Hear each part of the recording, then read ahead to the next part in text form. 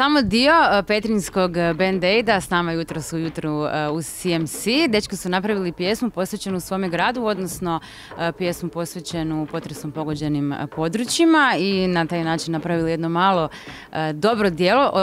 O tome ćemo nešto malo kasnije pričati. Znam da vas ima puno, slobodno se možete nabrojati svi, odnosno nabrojati sve članove i reći nam kako ste uopće uspjeli to sve organizirati i kako ste se uspjeli to sve izrealizirati.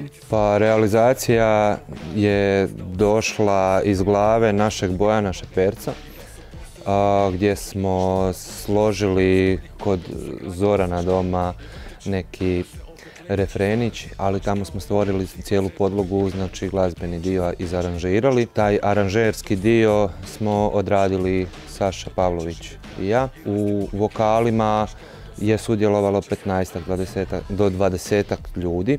Dakle, bas gitaru možemo zahvaliti našem Ivu Sankoviću koji je fantastično odsvirao od prve. Vokalistici našoj Mariji Alapićki s kojom i počinje onaj intro. Ljudi koji su sudjelovali su Goran Brebrić, Vesna Brevrić, Dora Lovreković, sudjelovao je Elvin Kalfić, Antonija Kihalić, Ines Kosturin, ali vjerovatno sam nekoga zaboravio, taj mi neće zamjeriti jer stvarno nas je bilo puno. I tu se mora istaknuti, znači da ove vokaliste koje sam nabrojao, oni su sudjelovali u sastavu zbora, a sam tekst pjesme su izradili dečki samostalno kako su išli stihovi i tu su dakle Zoran Peškir, Bojan Šeperac i Saša Pavlović. Kako je došlo do organizacije, pošto vas ima toliko puno, jeste imali nekakvu WhatsApp grupu ili kako ste se to govarali? Da, naravno u početku je to krenulo nas četvorica u WhatsApp grupi, ja, Bojan, Ivan i Saša. Kasnije smo grupu naravno proširili na većinu ljudi.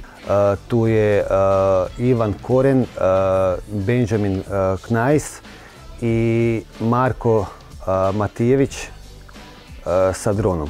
To je ekipa znači, koja je bila iza kamera. U roku 2 dana smo već snimali više manje sve kadrove, kasnije smo još to dorađivali naravno postprodukcijski.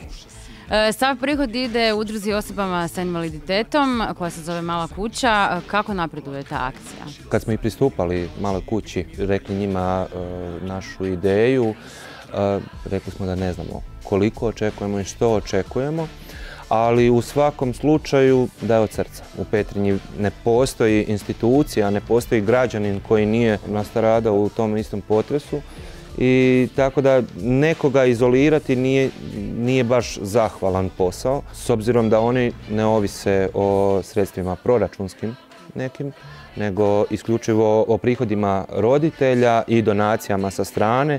Činilo nam se savršeno, ispravno usmjeriti taj donacijski dio prema njima.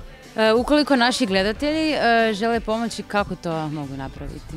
Nama nije nikakav problem usmjeriti. Oni se mogu nama obratiti pisanim putem e-mail adrese, to je bandaidpetrinja@gmail.com.